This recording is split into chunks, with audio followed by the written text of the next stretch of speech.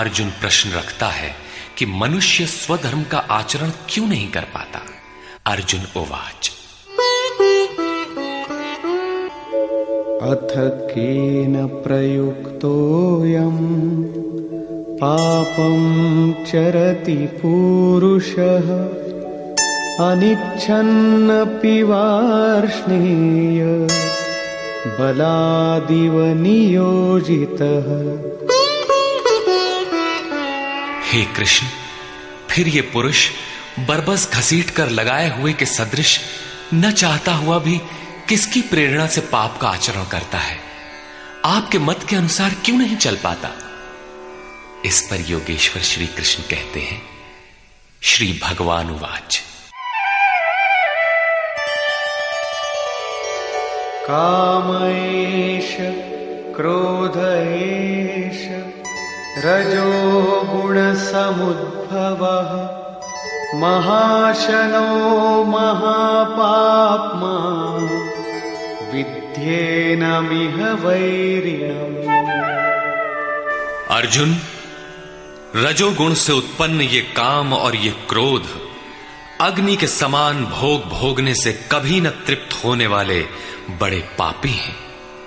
काम क्रोध राग द्वेष के ही पूरक हैं।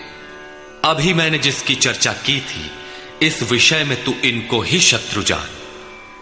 अब इनका प्रभाव बताते हैं।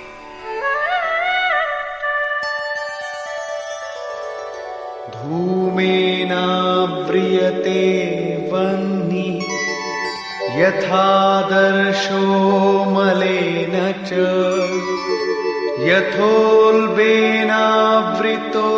गर्भः तथा तेनेदमावृतम्। जैसे धुएं से अग्नि और मल से दर्पण ढक जाता है, जैसे जेर से गर्भ ढका हुआ है, ठीक वैसे ही काम क्रोधादि विकारों से यह ज्ञान ढका हुआ है। भीगी लकड़ी जलाने पर धुआं ही धुआं होता है। अग्नि रहकर भी लपट का रूप नहीं ले पाता।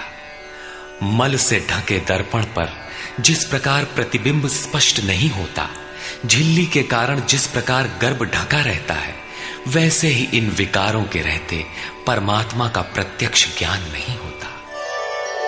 आवृतं ज्ञानमेतेन ज्ञानिनो नित्यवैरिणा कामरूपेण कौन्तेय दुष्पूरेणानलेन च। कौन्तेय, अग्नि के समान भोगों से न तृप्त होने वाले ज्ञानियों के निरंतर बैरी इस काम से ज्ञान ढका हुआ है। अभी तो श्री कृष्ण ने काम और क्रोध दो शत्रु बताए। प्रस्तुत श्लोक में वे केवल एक शत्रु काम का नाम लेते हैं। वस्तुतः काम में क्रोध का अंतर्भाव है। कार्य पूर्ण होने पर क्रोध समाप्त हो जाता है, किंतु कामना समाप्त नहीं होती। कामना पूर्ति में व्यवधान पड़ते ही क्रोध पुनः उभर आता है। काम के अंतराल में क्रोध भी निहित है। इस शत्रु का निवास कहां है? इसे ढूंढे कहां? निवास जान लेने पर इसे समूल नष्ट करने से सुविधा रहेगी। इस पर श्री कृष्ण कहते हैं,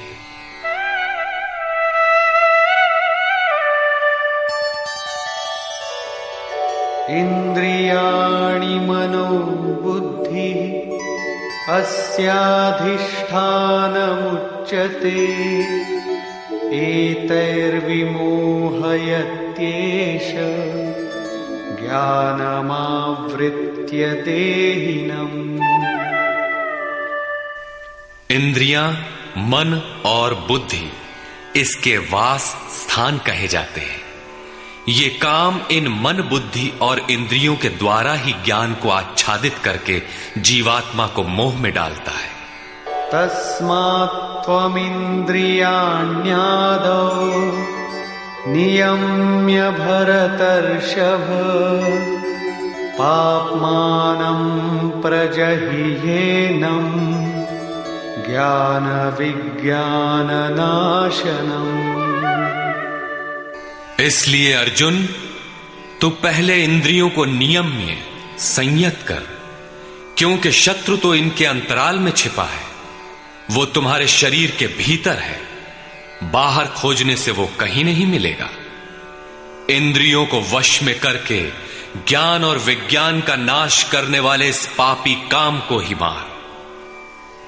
ये हृदय देश की अंतर जगत की लड़ाई है।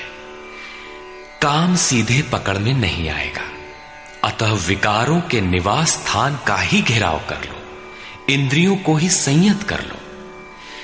किंतु इंद्रियों और मन को संयत करना तो बड़ा कठिन है। क्या ये हम कर पाएंगे? इस पर योगेश्वर श्री कृष्ण आपकी सामर्थ्य बताते हुए प्रोत्साहित करते हैं।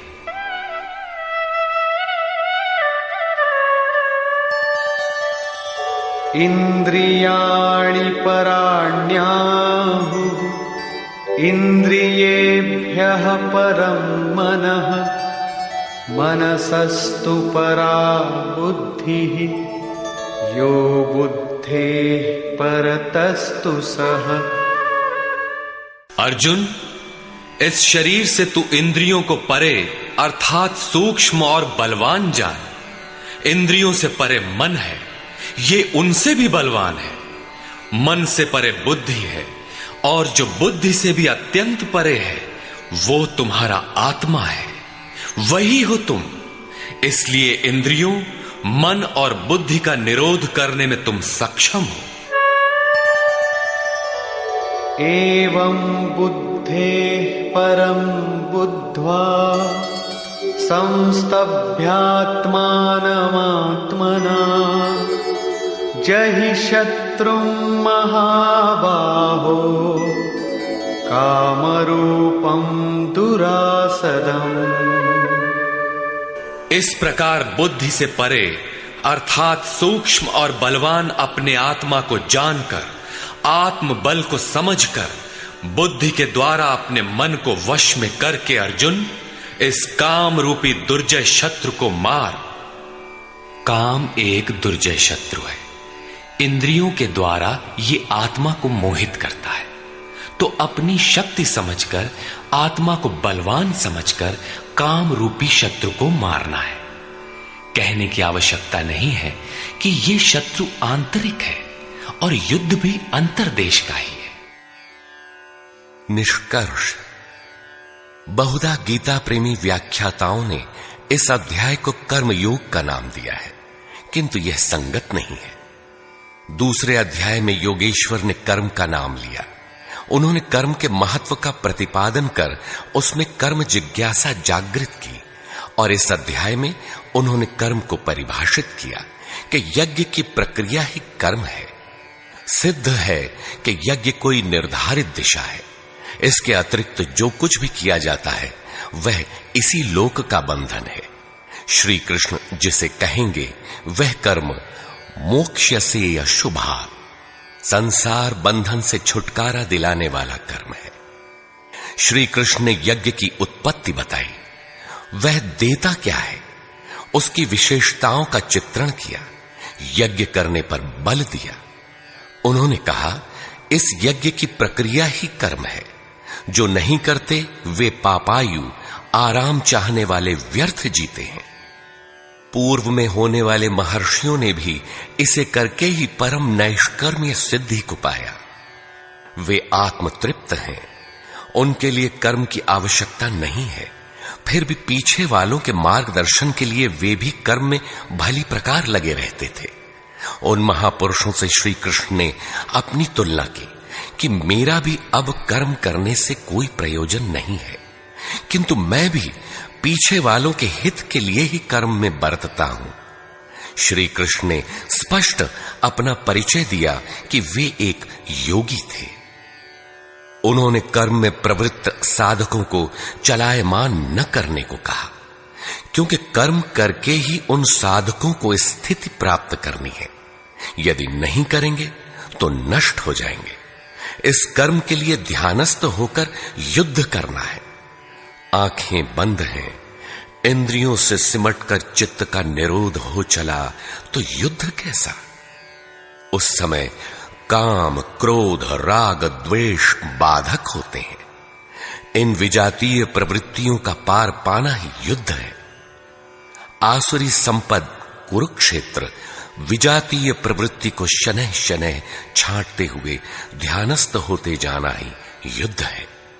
वस्तुतः ध्यान में ही युद्ध है। यही इस अध्याय का सारांश है, जिसमें न कर्म बताया न यज्ञ। यदि यज्ञ समझ में आ जाए तो कर्म समझ में आए। अभी तो कर्म समझाया ही नहीं गया। इस अध्याय में केवल स्थित प्रज्ञ महापुरुष के प्रशिक्षणात्मक पहलू पर बल दिया गया। यह तो गुरुजनों के लिए निर्देश है। वे न भी करें तो उन्हें कोई क्षति नहीं, और न ऐसा करने में उनका अपना कोई लाभ ही है। किंतु जिन साधकों को परम गति अभीष्ट है, उनके लिए विशेष कुछ कहा ही नहीं। तो यह कर्मयोग कैसे है? कर्म का स्वरूप भी स्पष्ट नहीं है जिसे किया जाए, क्योंकि यज्ञ की प्रक्रिया ही कर्म है।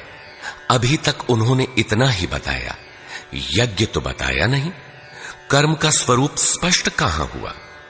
हां, युद्ध का यथार्थ चित्रण गीता में यहीं पाया जाता है। संपूर्ण गीता पर दृष्टिपात करें तो अध्याय 2 में कहा कि शरीर नाशवान है, अतः युद्ध कर। गीता में युद्ध का यही ठोस कारण बताया गया। आगे ज्ञान योग के संदर्भ में क्षत्रिय के लिए युद्ध ही कल्याण का एकमात्र साधन बताया गया, और कहा कि यह बुद्धि तेरे लिए ज्ञान योग के विषय में कही गई। कौन सी बुद्धि? यही कि हार जीत दोनों दृष्टियों में लाभ ही है, ऐसा समझकर युद्ध कर। फिर अध्याय 4 में कहा कि योग में स्थित रहकर हृदय में स्थित अपने संशय को ज्ञान रूपी तलवार द्वारा काट। वह तलवार योग में है। अध्याय 5 से 10 तक युद्ध की चर्चा तक नहीं है। 11वें अध्याय में केवल इतना कहा कि ये शत्रु मेरे द्वारा पहले से ही मारे गए हैं।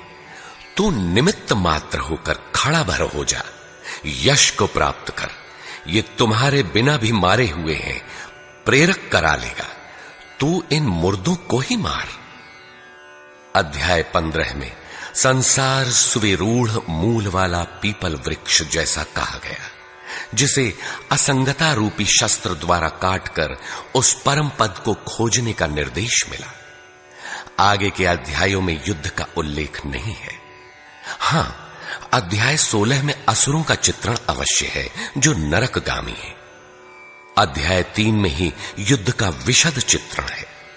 श्लोक 30 से श्लोक 43 तक युद्ध का स्वरूप, उसकी अनिवार्यता, युद्ध न करने वालों का विनाश, युद्ध में मारे जाने वाले शत्रुओं के नाम, उन्हें मारने के लिए अपनी शक्ति का आह्वान और निश्चय ही उन्हें काट कर फेंकने पर बल दिया।